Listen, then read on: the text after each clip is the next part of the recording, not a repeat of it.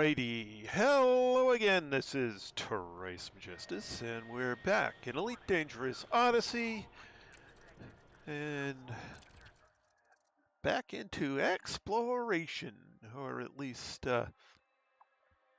collecting on as many high-priced worlds as we can in the shortest period we can.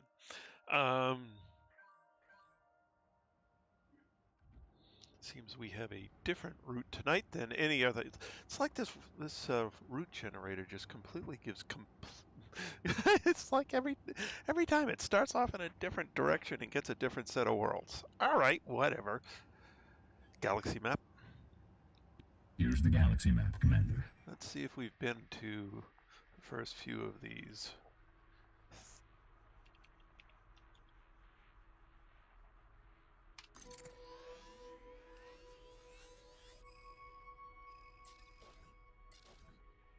Oh, we've been to this one.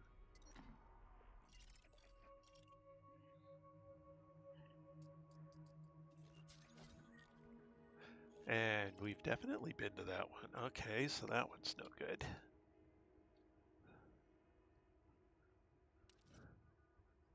Hey, Shane! Oh, geez, my voice just cracked.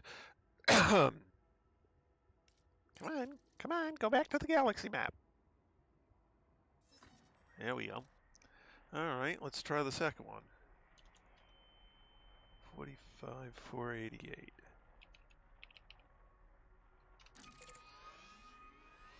Oh, that was getting closer to the bad zone. Oh, we've been in this one. Okay. And I've mapped it.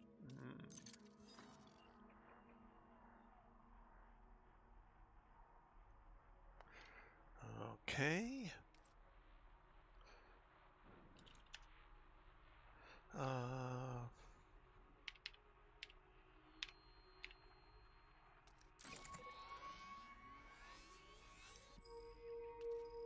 Haven't been to that one. All right.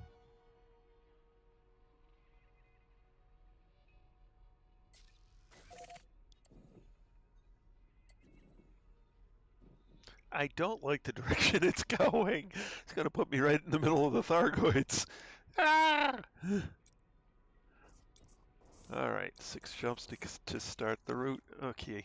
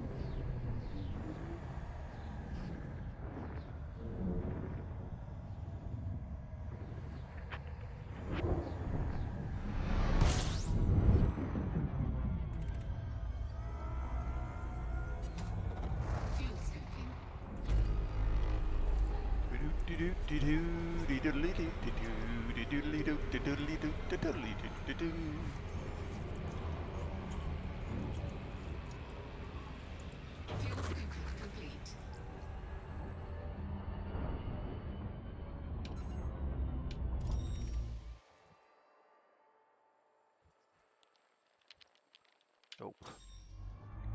Frameshift drive charging.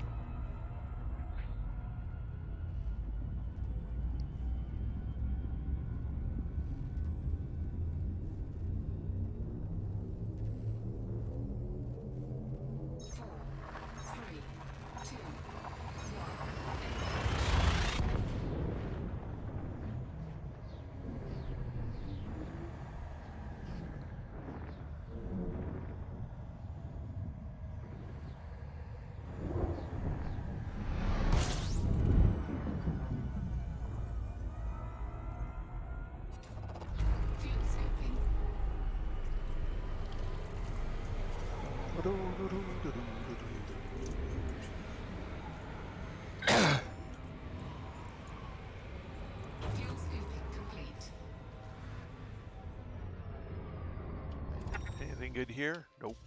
On to the next. Drive charging.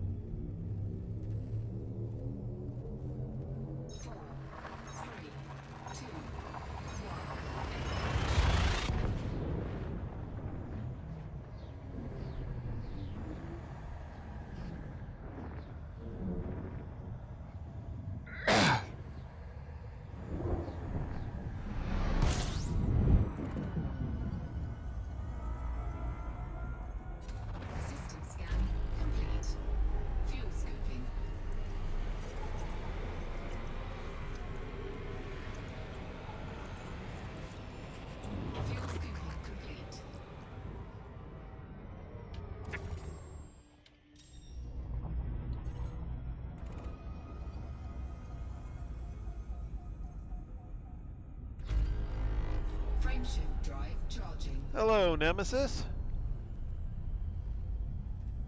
Manamana, na na na na na. Manamana, na na na na. Manamana, na na na na na na na na na na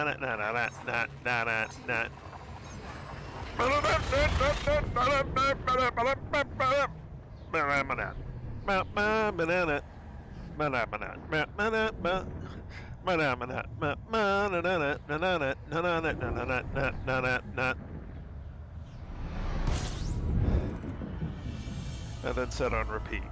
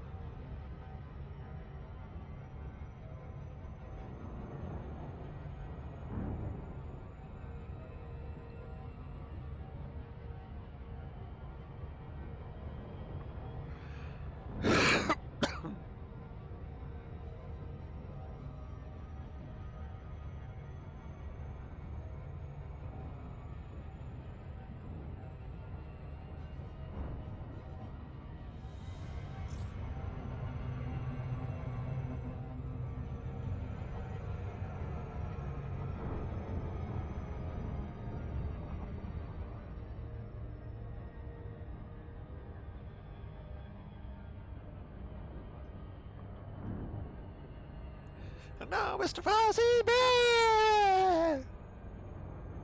Except I don't do Kermit's voice very well.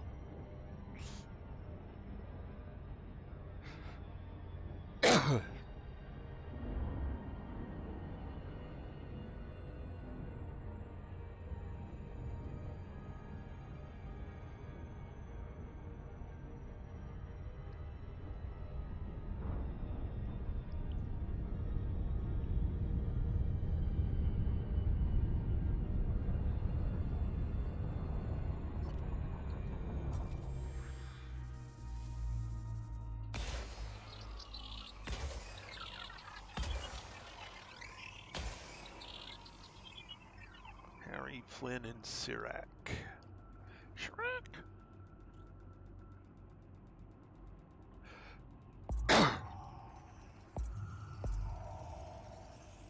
Surface scanned by 50%. Surface scan complete. Galaxy map. Here's the galaxy map, Commander.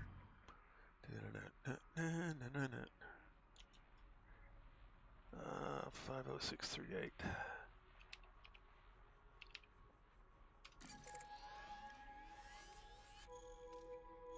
Been there? No. Okay.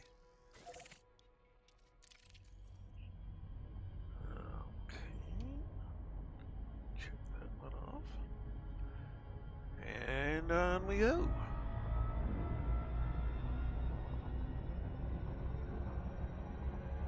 Frameshift drive charging.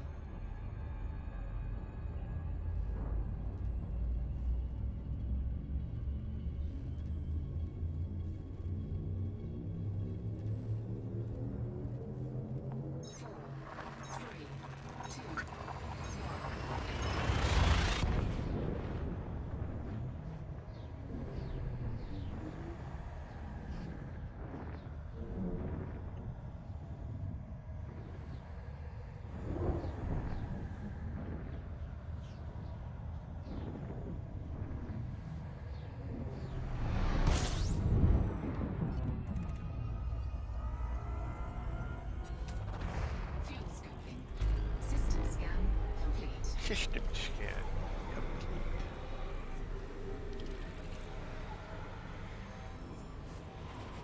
Fuel scooping complete. Frameshift drive charging.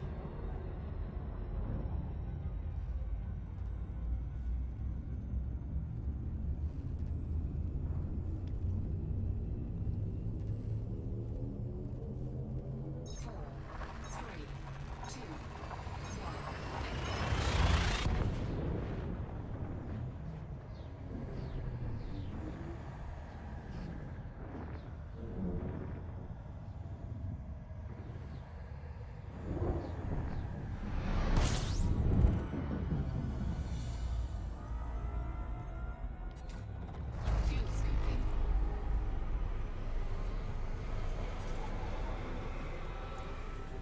Fuel scooping complete.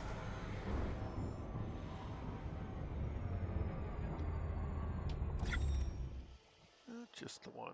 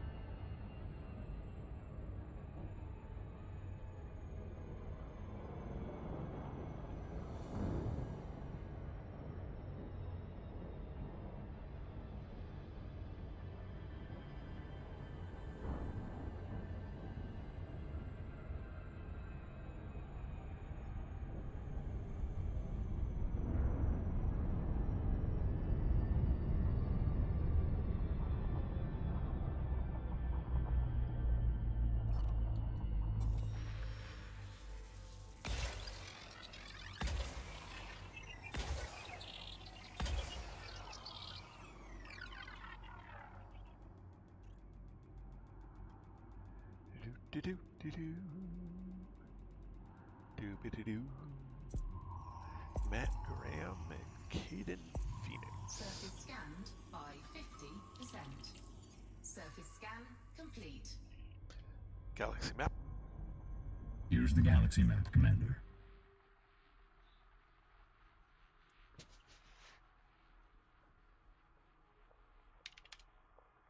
Mm, 4315.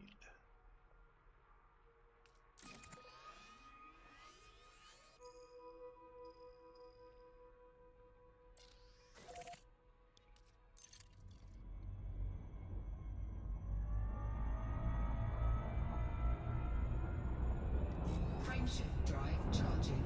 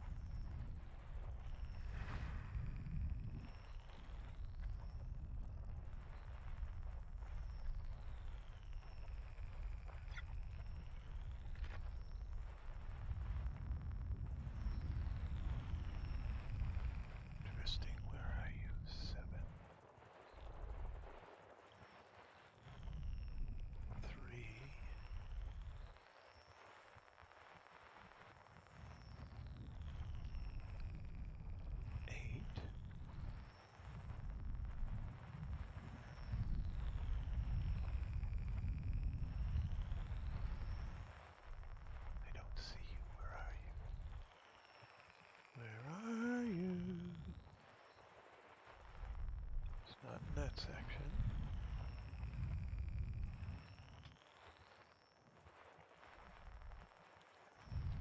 It's not in that section.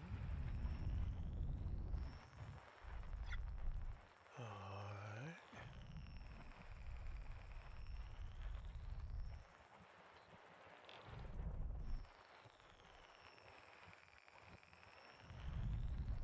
Weird. Where is it?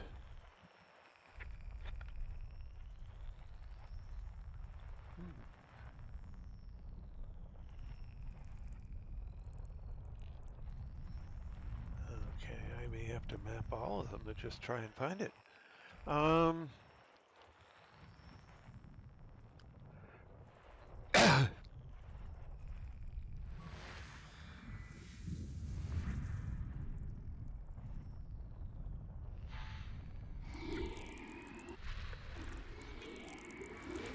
Alright, so be it.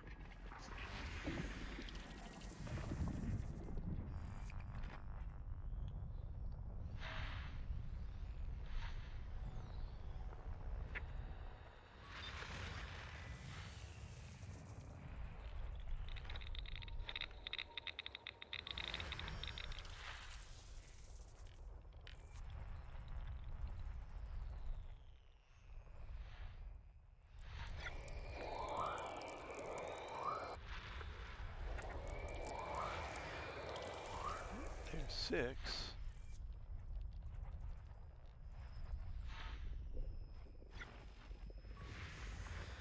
6A. There's 6B.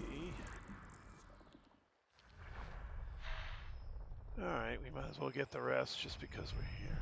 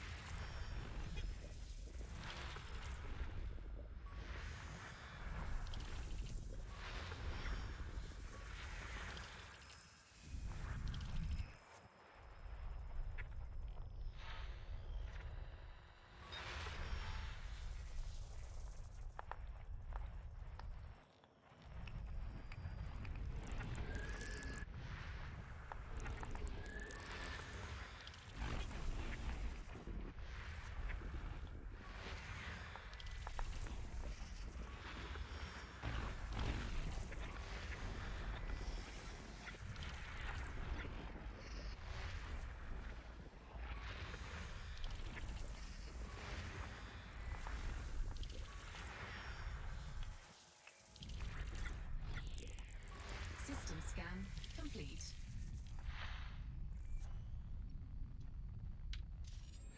System map. Alright, let's see what we got here.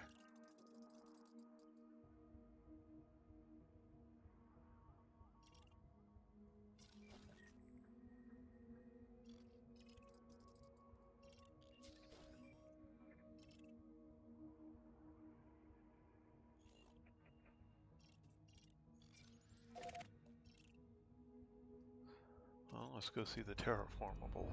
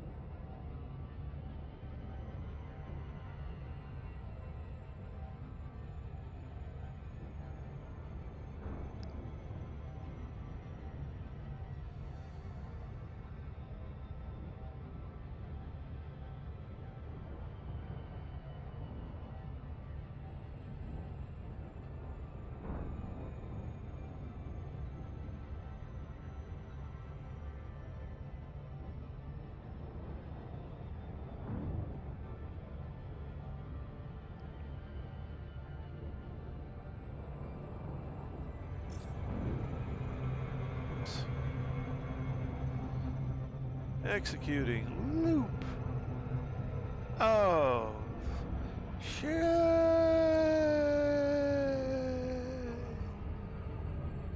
Approximately, anyway.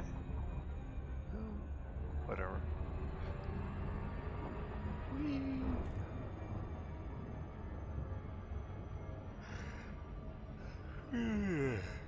Excuse me.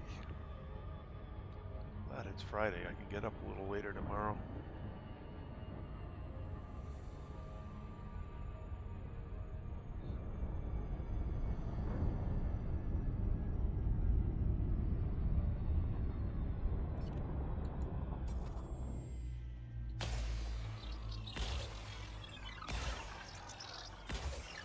Lord Il Palazzo and Tamara McNamara. Okay.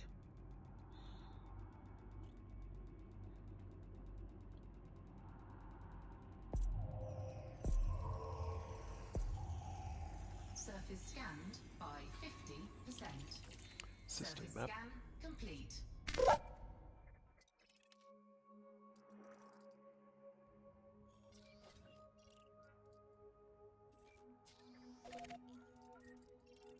And nothing. Ooh, what's that?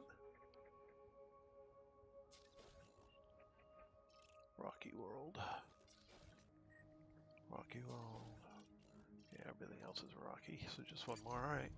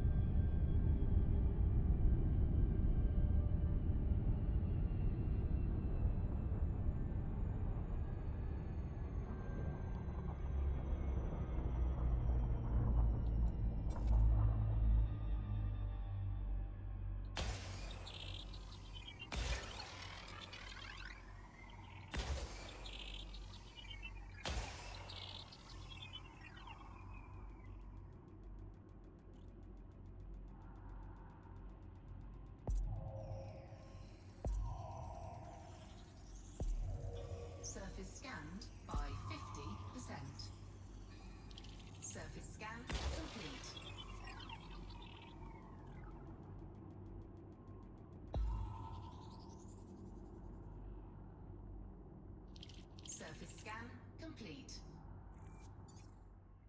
Galaxy map. Here's the galaxy map, Commander. As we go into the next one.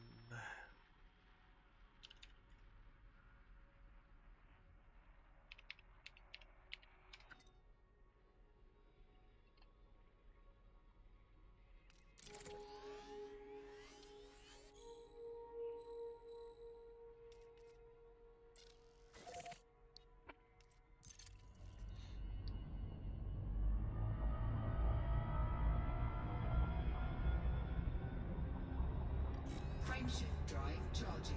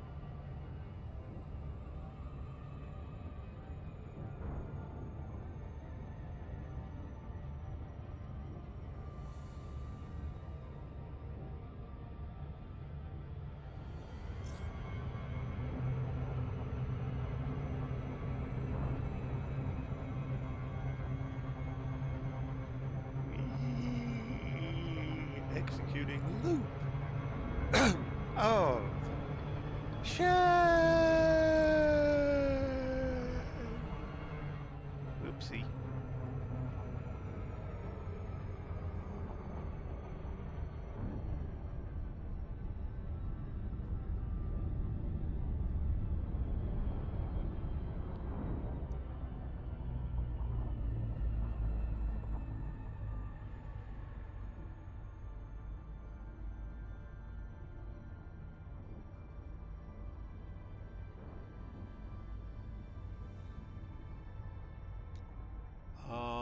Detonator exists. You might want to rephrase that. I appreciate the sentiment, and yeah, this game can be a bit interesting.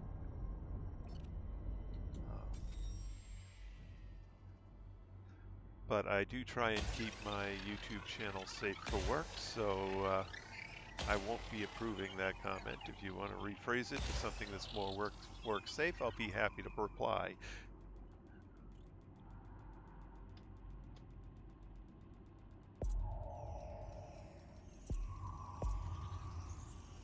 Surface scanned by 50%. Surface And scan welcome to the complete. channel. Galaxy map. Here's the galaxy map, Commander.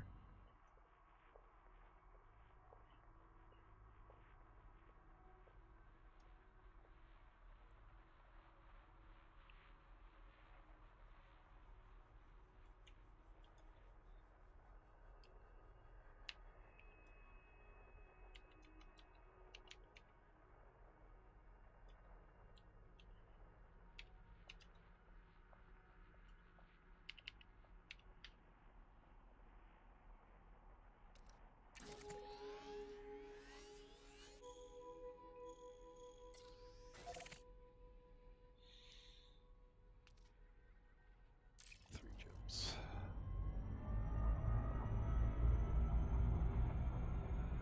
Frameshift drive charging.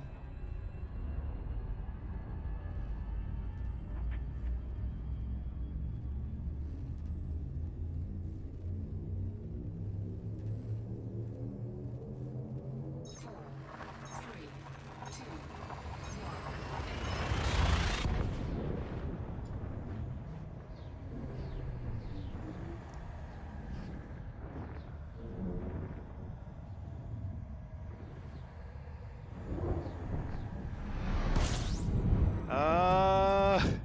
How many years have I played this game? Good question. Let me check.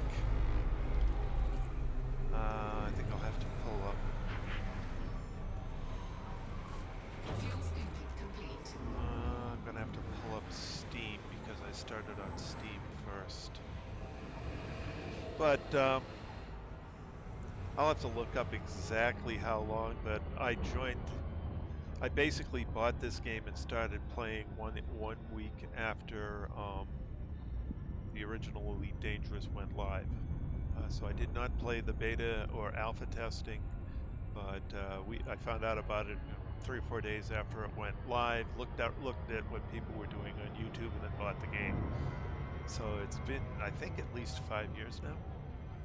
I think.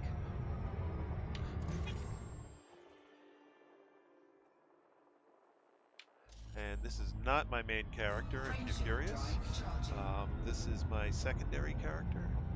And the reason I'm spending a lot of time on this character right now is because I just got him a fleet carrier. 4, 3, 2,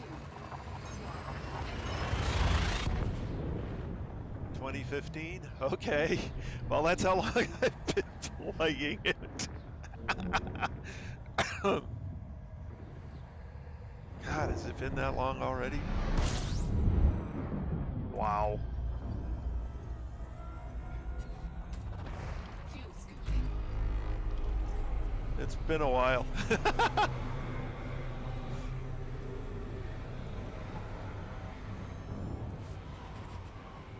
Fuel scooping complete.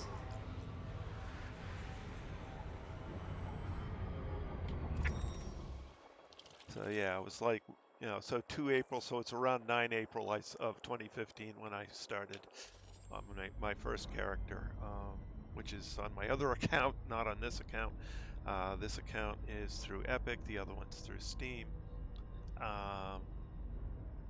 And basically my first account, my carrier is a part of the DSSA and Star support networks. So I kind of needed a carrier for bumming around in the bubble. So my secondary character, I had to work up to the point where he could get a carrier, and now I'm trying to get enough money on the carrier to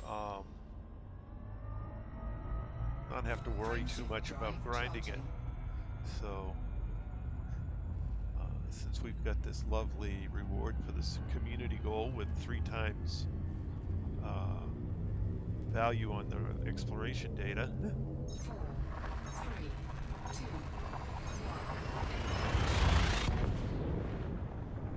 1. No, you don't get to fly them. You get to jump them, tell them to go places. Let me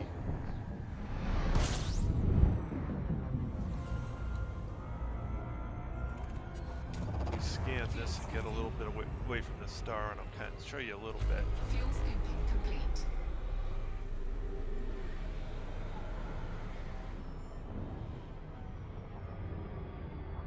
Alrighty.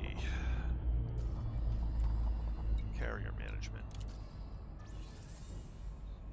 Now you can go actually land on your carrier, which, I mean, it's got landing pads and stuff. But you can only really tell it to, make it travel, you have to tell it to go jump somewhere.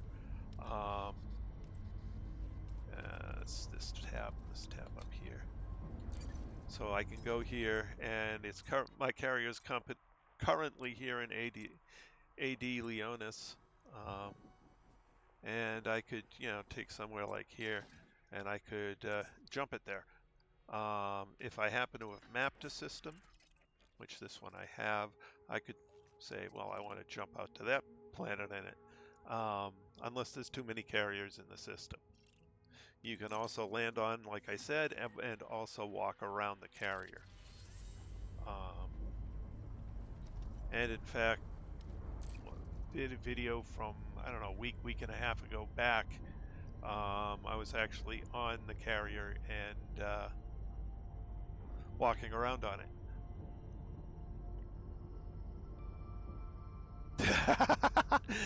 No, it won't let you crash the carrier. The largest ships you can crash would be the Imperial Cutter and the Federation Corvette. They're the largest 2 actually pilotable ships in the game. Currently, there's still rumors that they may bring the Panther Clipper into the game, which is a huge cargo ship. But so far that's only fan rumor and no official word from Frontier on it.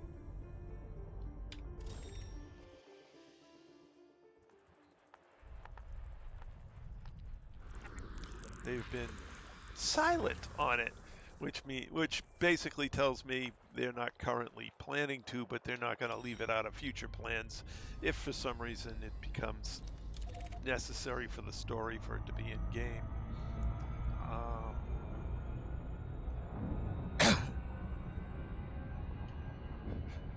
But I've certainly crashed into my fair number of planets.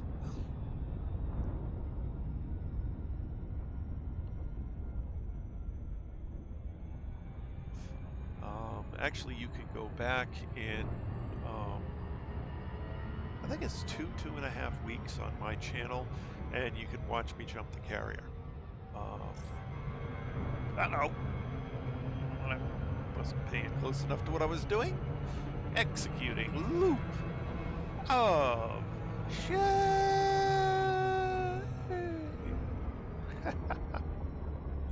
Oopsie. Alrighty.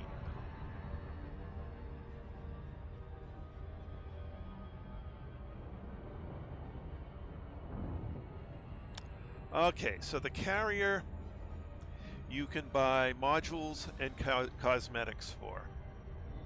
Hold on a sec. Let me scan this planet and turn away from it, and I'll talk further about that. Let's see, I need that in that position.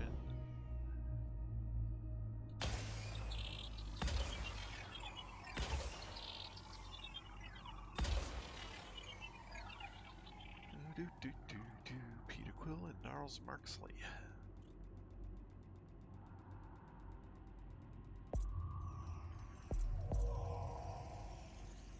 Surface scanned by 50%. Surface scan complete. Alrighty, let's turn away from the planet. Alright, go into the carrier management again. Okay, things that you can buy. Alright, so you automatically get your bridge crew. Commodity trading and tritium depot.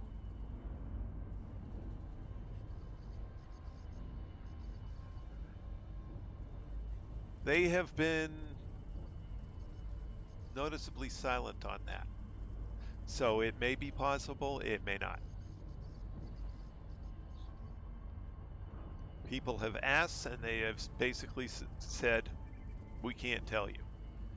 Which means that, you know, the people who are doing it either don't know, or because it's, you know, at least for a time, FDev was a publicly traded company. I don't know if it still is, but they have to be, you know, and companies that are private generally should be rather reserved about talking about future services, because it can be construed if a representative of a certain level in the company makes a statement about something coming, it may be, you know, construed as a promise, and therefore they are bound to it, so they tend not to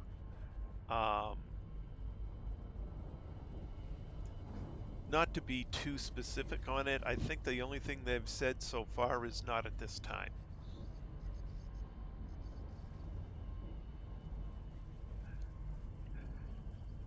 Well, we kind of knew the Thargoids or something like them was coming, because it had to be, because since it's Elite Dangerous. It's the Elite universe has always had, you know, several alien species in it, and the primary adversary for humans has been traditionally the Thargoids. At one point they were supposedly wiped out, but apparently not, so they're back. And I mean, things could have gone either way with them this time. We could have ended up sort of allied or just standoffish, but, you know, things that we did and basically made it so they turned enemy. And so now we're in major war. Oh, how nice. We might even get wiped out. At any rate, so we've got 3 core services here. You can then also add optional services which cost money. Whoops, I went all the way past it. Where is it? All right. Which cost money to install and have a weekly upkeep costs that you have to pay. So I've turned on everything except Secure Warehouse, because that's how I like to run my carriers. I don't care about Secure Warehouse.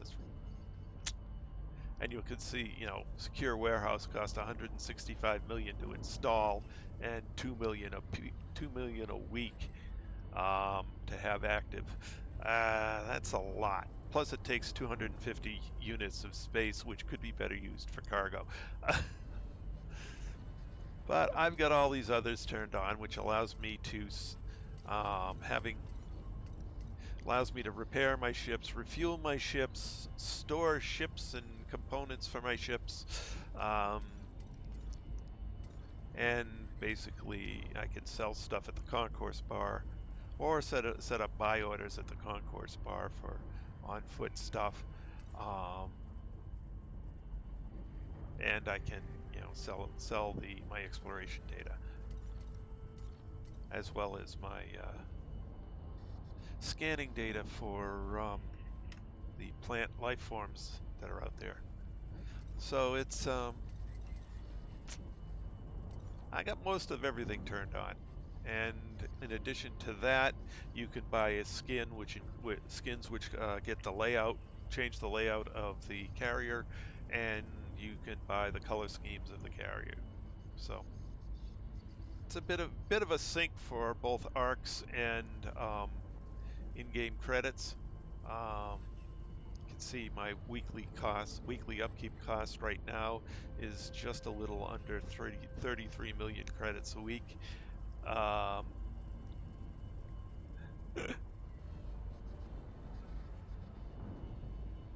So that's that. And it's expensive to buy, expensive to upkeep, but it's very useful. Okay, I did that right.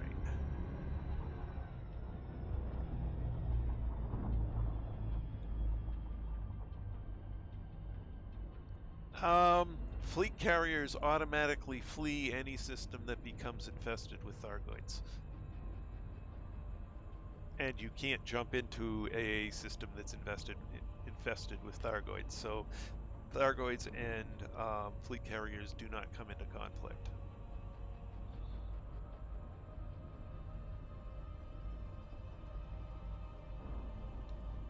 Galaxy map.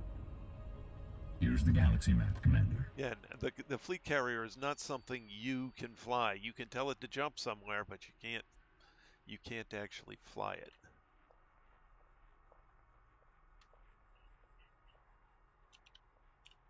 It is useful as a mobile base, but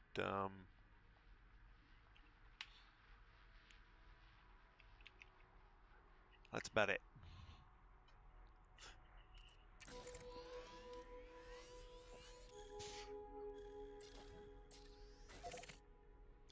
The biggest ship you can actually fly is the Federation. Boy, the Fed ship, the big Fed ship. Corvette. That's what I'm trying to say. Hello, Closet Bound. Well, I've got everything except the secure warehouse turned on. I have no use for the secure warehouse, so I leave it off. Everything else I've got turned on.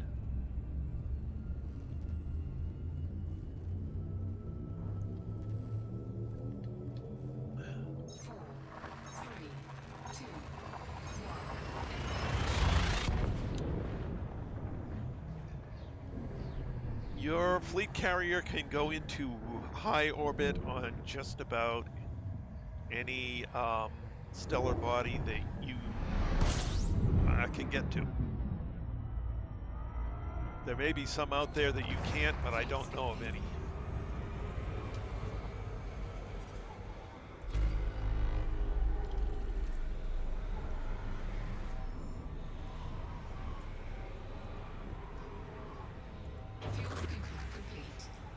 Although I have orbited around a few bodies that,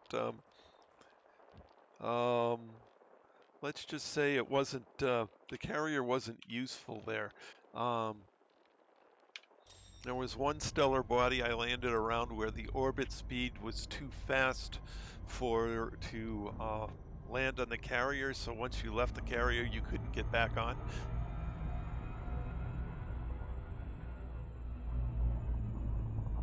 System map.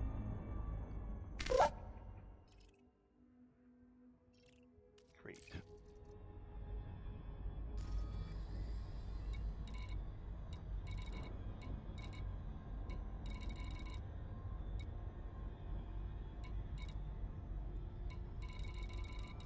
What the heck? System map.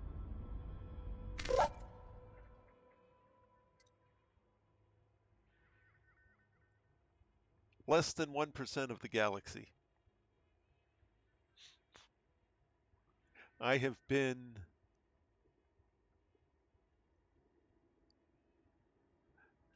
I have literally... Oops, that's not what I wanted to do.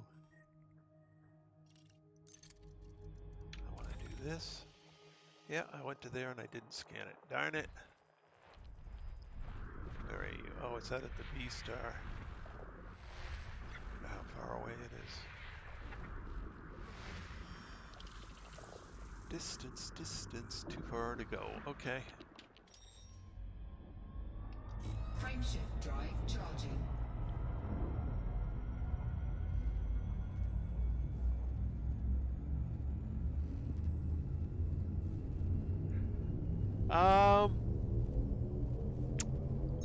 Depends. 3,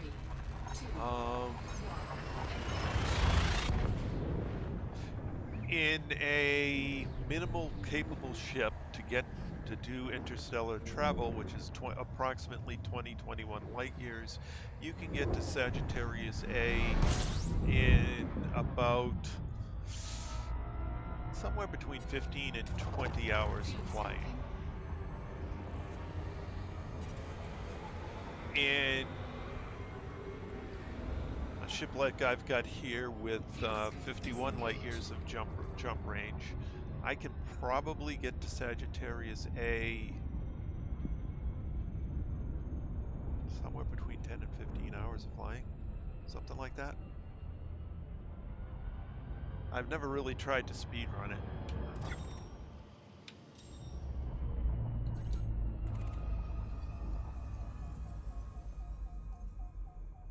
Yes. System scan complete.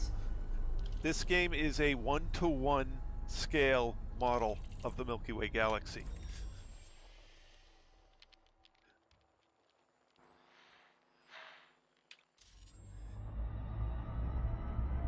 Frameshift drive charging. Back on my first trip to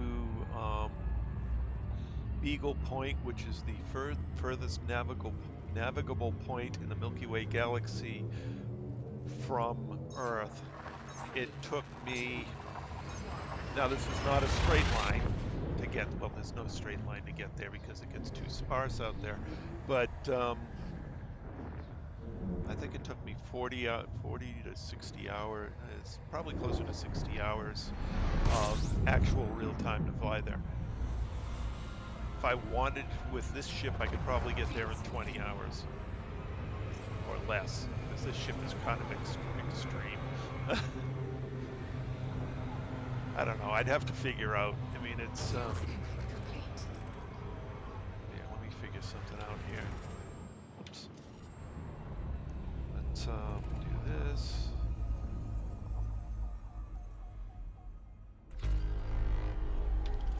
Do this. Okay, there's one of these around here somewhere. Galaxy map. Here's the galaxy map, Commander.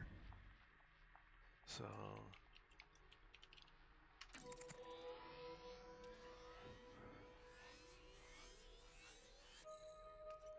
65,000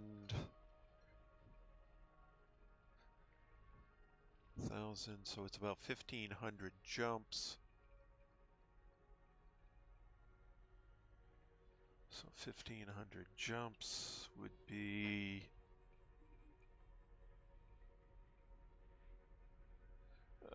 I'm going to need a calculator for this. Let's see. 1,500 jumps times. If I'm being efficient, jump plus refuel divided by 22,250 minutes divided by 60. So, okay, so it would take me approximately right now 37 and a half hours to go from where I am to the furthest navigable point in the galaxy.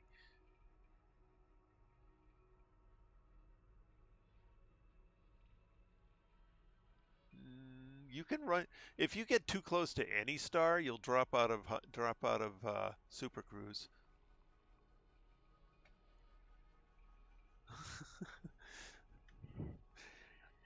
Yeah, and that's just jump and go, jump and go, jump and go. That's not even stopping to watch to look at the scenery, and there's a lot of beautiful scenery along the way. Um, Case in point, where am I?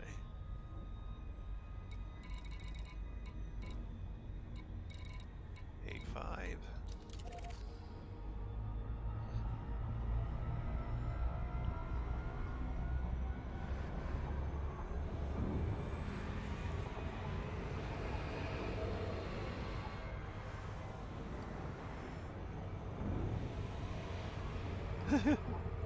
I don't mind talking to people. I mean, it's, I've been in this game long enough. I know everything I'm going to be doing.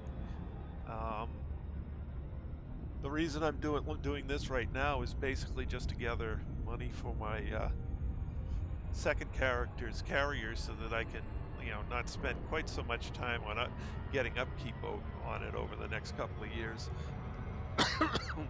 So I can spend more time on my main character, fighting Thargoids and doing other things.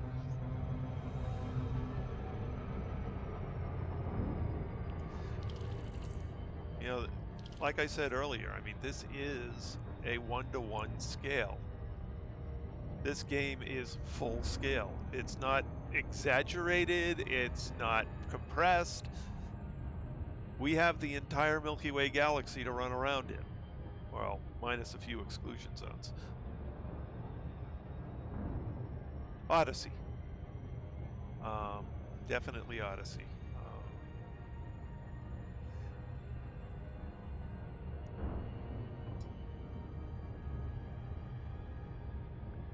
Landing on planets and running around on them, scanning plant life, or just for that matter, running around on them, is a whole lot of fun. So Odyssey is worth every penny of the upgrade. Probably several times over. There's just being able to land on what is basically the vast majority of planets is, there's so much out there to see. So much out there to see. I literally could just leave the bubble and just go out and explore and never come back.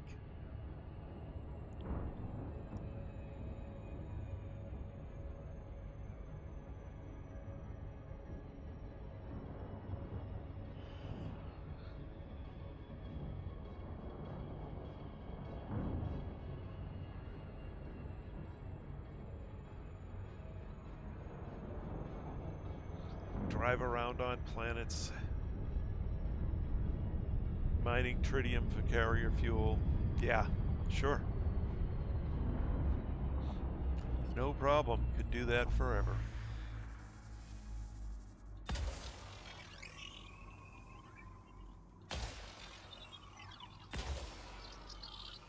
Oh, this is not the prettiest of water worlds. It's this one's kind of bland, but that's okay. None at all. Surface scanned by 50%. Surface scan complete. I'm running a 1K monitor with a... What the heck video card do I have on this?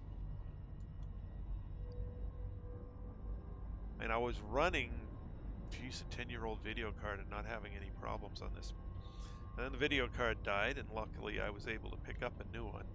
Let me see. Where can I look at what I have for a video card? That should pull it up. I used to know offhand, but I'm kind of like, which one is it now?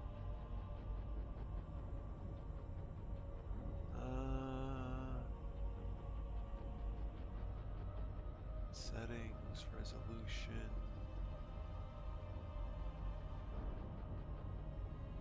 Doesn't. Oh, there it goes on here, maybe. There it is. So I have an NVIDIA GeForce RTX 3060 Ti right now, and the game runs beautifully on it.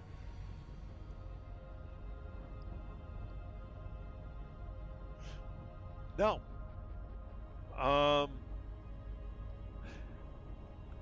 So even with my older card, I had to turn some settings down on the particle effects, but that was about it. The particle effects do the most damage to your frame rate. And they don't really add a whole lot to the experience either.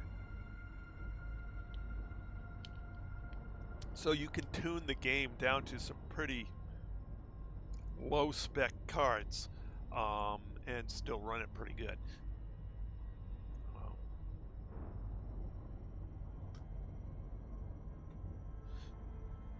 right, so let's see. Galaxy map. Here's the galaxy map, Commander.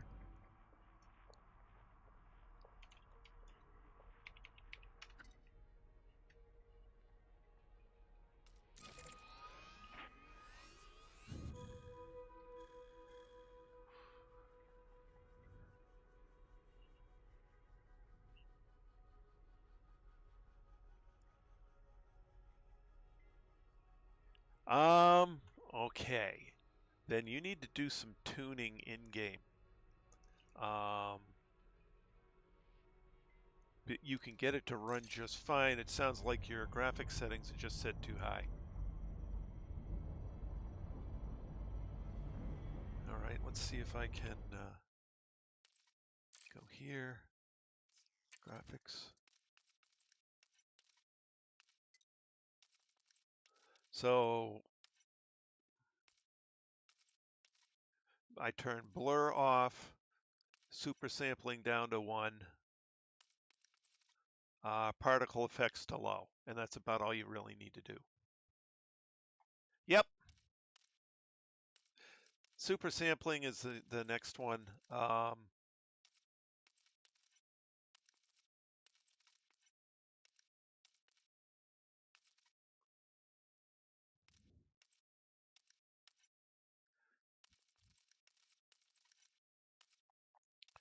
The biggest effect by far is particle effects. Next most is bit, yeah. So generally, if wherever you're at, if you go to SMAA 1 times 1 and low particle effects, you should run just fine on ground combat. That's really, I mean, as you can see, I got it set to custom, right? Texture quality is high, times 16 anisotropic filtering, ultra quality shadows, ultra quality spot shadows. I left bloom at ultra. I don't usually let bloom. Well, whatever. Okay, blur is off. This setting has a decent effect. And the most important one is to turn particle effects down as far as it'll go.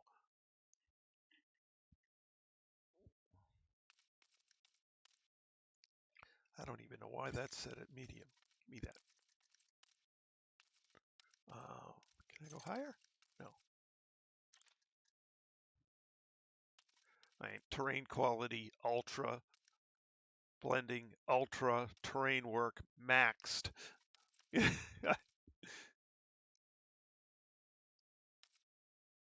I don't know what this one does.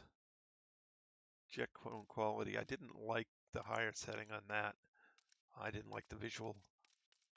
Oh, I do have the on-foot field of view, although that's set down a bit. But I wonder if that. I don't know. I'll fiddle with it the next time I go on foot. It didn't seem to have a whole lot of effect.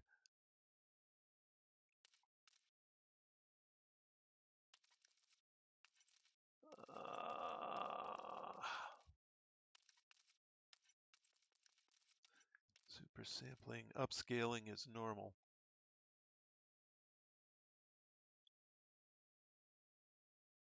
The other two are, yeah.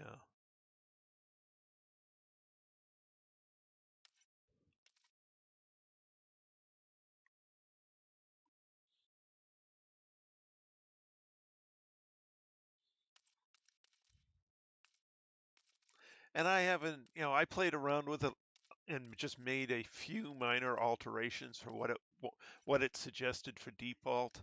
And then it worked just fine, and I'm just like, okay, that's the way it is. Main things for me were blur off SMA ×1 and low particle effects. Those are the only ones I changed.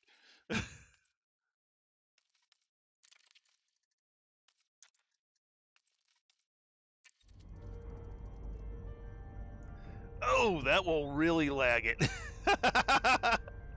Yeah, you don't want that. The hard part with that's actually the largest difference between in space and on planet. There's almost nothing in space that's particle rendered. On planet, you've got so many particles, it's ridiculous. Super sampling of 1, yeah. And that should be plenty to give you all the performance you need.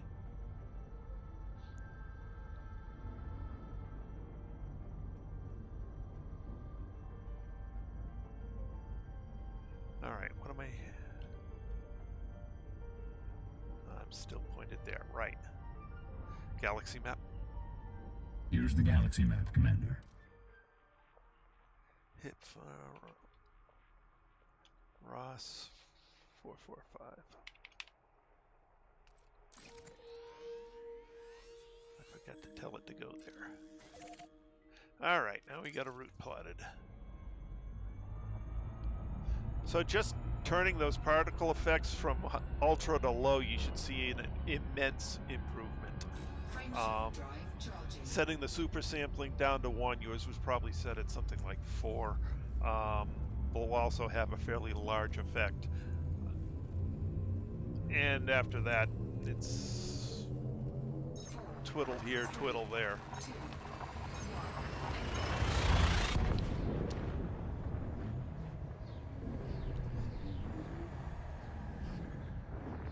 But those two are absolutely the largest hits on your performance. And by far, on ground, the particle effects are just massive.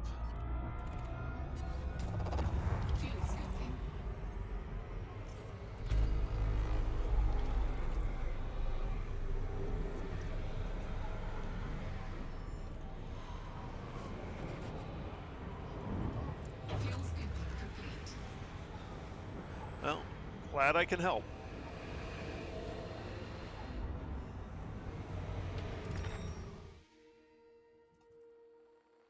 That's still rocky ice. Frameshift drive charging.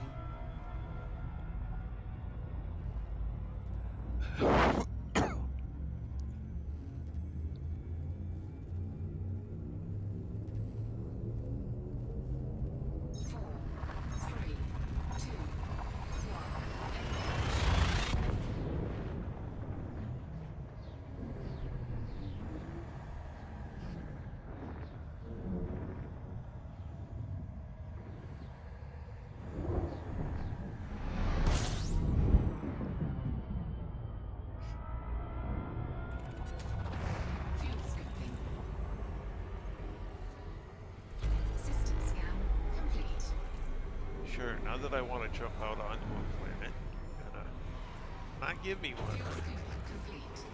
It's okay, there's one over here somewhere.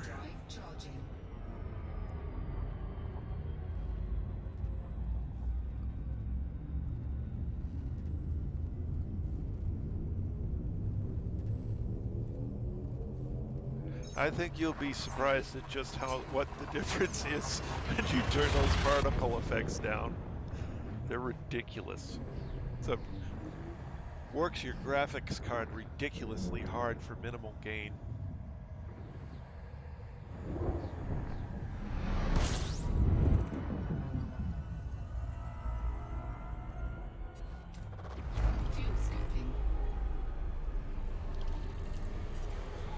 Yep.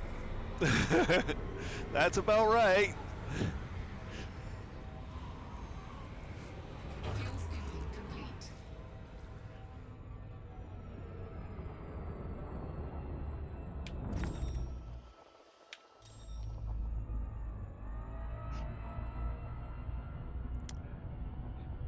Frameshift drive And just charging. as a graphics pointer, in every game that has particle effects, the gain from the visual gain from actually turning particle effects to anything other than the absolute Four, minimum, three, it two, sucks the one. heck out of your graphics card, drops your frame rate, and you really won't notice the effect. It's I don't know why they still have it. I mean, well, it's a selling point. That's why they have it, but it always sucks. Fuel scooping. Fuel scooping complete. Yeah, but the visual quality and anything less than a 4K monitor on the particle effects on an explosion are negligible.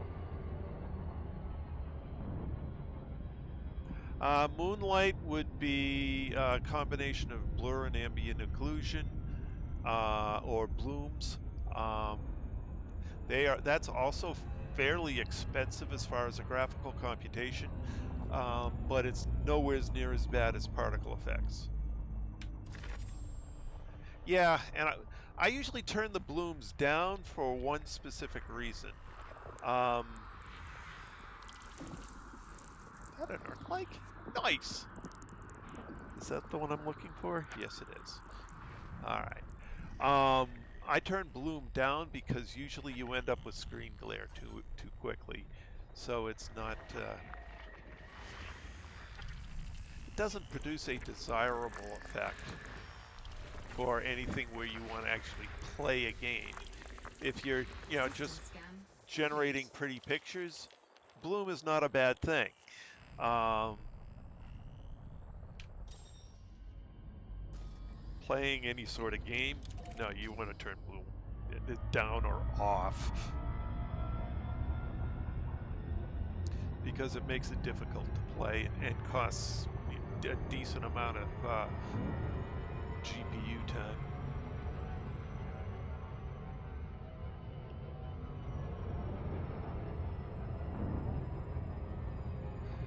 Bloom, lens flare, whatever they want to call it, it basically expands the brightness around a light source and generally makes it very difficult to look at or near a light source. It generally reduces your gameplay and sucks up your GPU processing time for no good reason.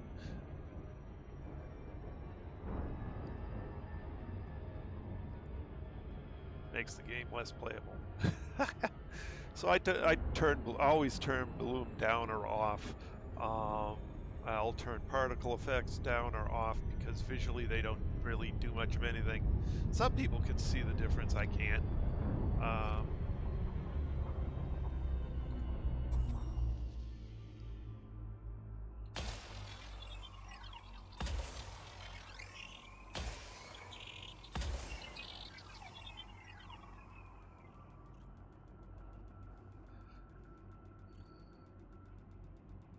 so the original graphics card I was playing this game with up till about 6 months ago, maybe 8 months ago now, Surface scanned was by 50%. a Surface mid-range scan card from complete. 2015. No, I don't tend to play in the open world. First of all, the open world becomes very unrealistic because you got a lot of people that they get their kicks out of ruining everybody else's gameplay. So I just don't want to deal with that. I have 2 hours a night to play this game. I don't want to have it constantly go rebuy and fight people. I want to do what I want to do, which at this point is go explore.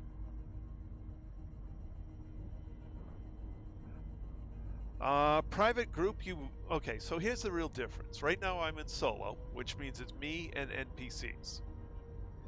Private group, you get the members of the group and NPCs. Open world, you get everybody who decides to log into open world, which includes a whole ton of people who their only joy in playing the game is blowing up other players. Plus the NPCs. Well, then you're not playing at a place where there are a lot of people. If you play somewhere that there's something going on where there's a bunch of people, like you're participating in a community goal, there'll be a lot of gankers in the system. If you go in and open, you'll never get to turn in. They'll just blow you up and blow you up and blow you up and blow you up for their own amusement. So you could play most of the time in open, and then when you went to go to the community goal system to turn something in, change over to either private group or solo, so you just don't get murgalized by 40 people.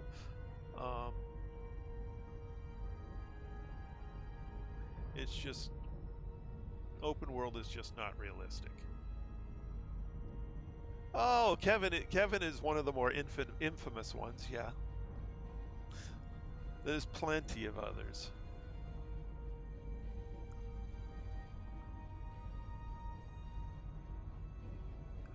Leave that on. What that does is it prepares the shaders when you boot up the game, so it doesn't have to compute them on the fly. That gives you a good optimization. So that is something you do want turned on. It does help your gameplay.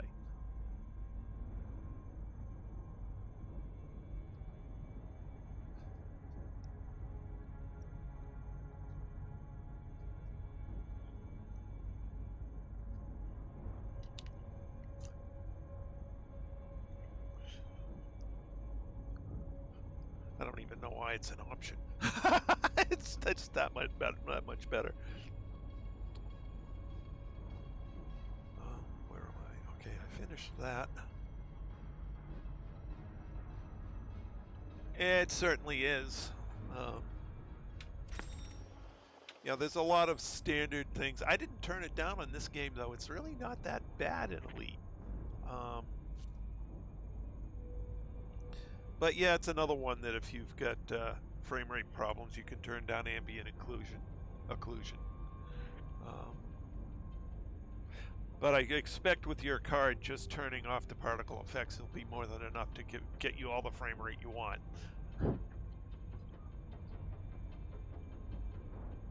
Galaxy map. Here's the galaxy map, Commander. All right, where am I going next? HIP 44393.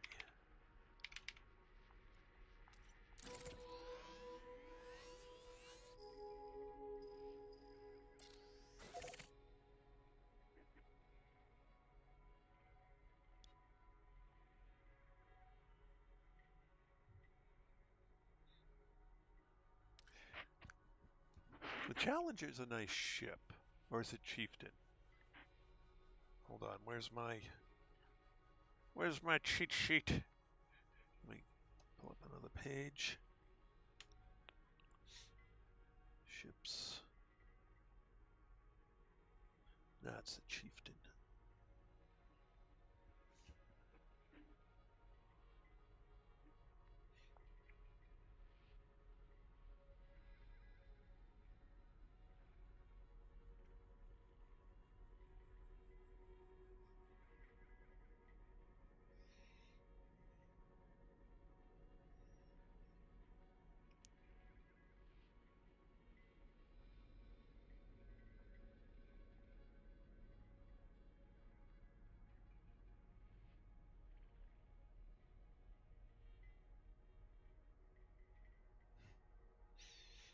Yeah. I think you'll find the well, okay, Challenger, Chieftain, and what the heck's the third of them? There's three of them with the same body model and different internals. The Chieftain is no, sorry, the Challenger is by far the better ship, weapons-wise, anyway. I don't remember which is the actual best. No, wait. No, actually, it's Chieftain. Because Chieftain has 2 larges. Crusader, yeah. So the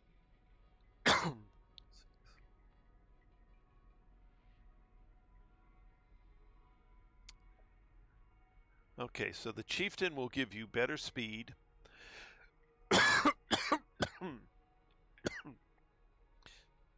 and better weaponry.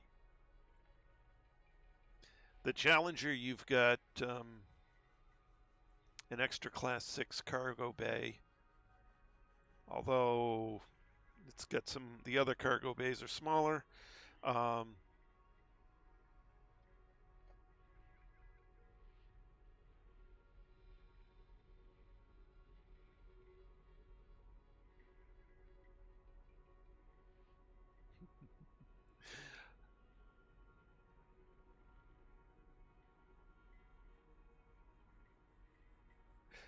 As far as I remember from the reviews on them, the Chieftain is the best of the 3, the Challenger the second best, and the Crusader is a hunk of junk. That's my understanding.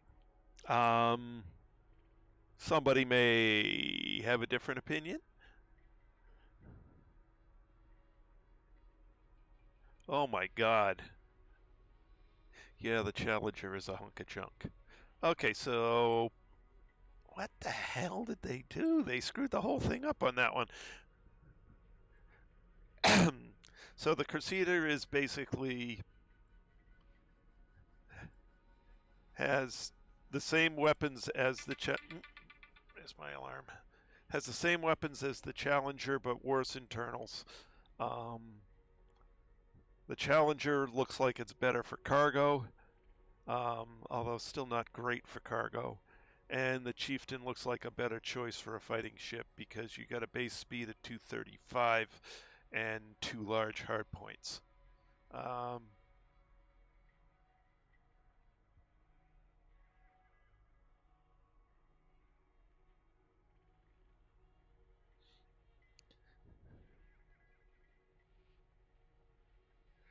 don't like the fact that the Challenger's only got a 208 base speed. That's says it's quite clunky. Anyway, guess I'm not going to get to do the jump to the next system because I'm out of time. So let's just drop down.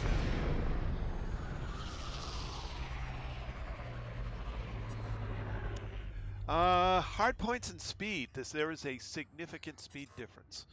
And when you're fighting Thargoids, which are relatively quick, losing 60 FPS or 60 kilometers per second on your top speed or meters per second, whatever it is. I think it's meters per second. Yeah. Meters per second. Losing 60 meters per second means it's going to be harder to run away if you need to run away and repair.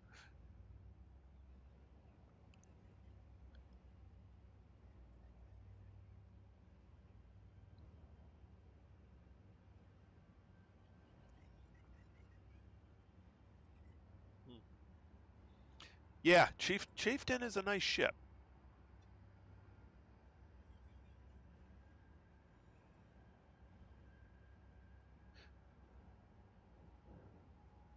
You know, base speed at 235 instead of 208.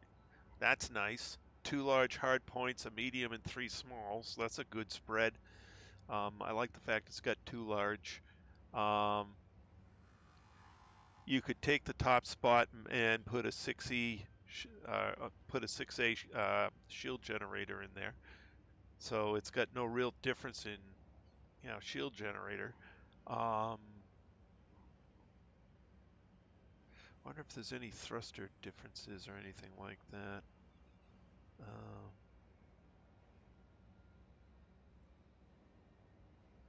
Let's see, 6 power plant, 6 thrusters, 5 frame shift drive, 5 light support, 6 power distributor, 4 sensors. Yeah, okay, so the core internals are the same. So you've got differences in hard points and optional internals. And that's it. Okay. So the Challenger, interesting. Oh, that's interesting. Other than the difference in speed, the Challenger might actually be a halfway decent anti-Thargoid ship. You got one warm weapon mount, even though it's a small. Or is it 3 small, 3 small? No, you get it. So instead of one large or 2 larges, you get a large and 3, or 1 large and 1 medium. You get a large and 3 mediums. It might need to be reevaluated against Thargoids. All right.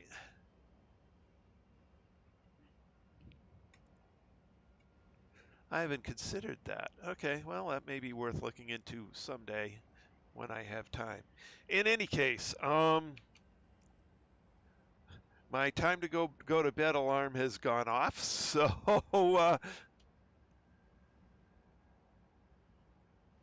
oh, the Federal Corvette, yeah, the Beast.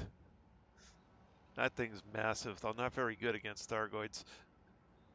You tend to get not be able to run away if you get in trouble. And that's an expensive rebuy. In any case, all right, I need to get my behind in bed. So at this point, what time is it for me? It is 10 o'clock. So at this point, we have scanned a whole bunch of worlds for the night, and it's time for me to head to bed. I've got to actually get my taxes done this weekend, so I need to get well rested for tomorrow. I'd like to thank everyone who came along for the ride this evening. It was great having you all along. Let's see. Shane, Nemesis, and Closet Bound. Thank you guys for joining me again. It's great having you guys along as always. And Jace Cole and Death Nader Exist. Thank you guys for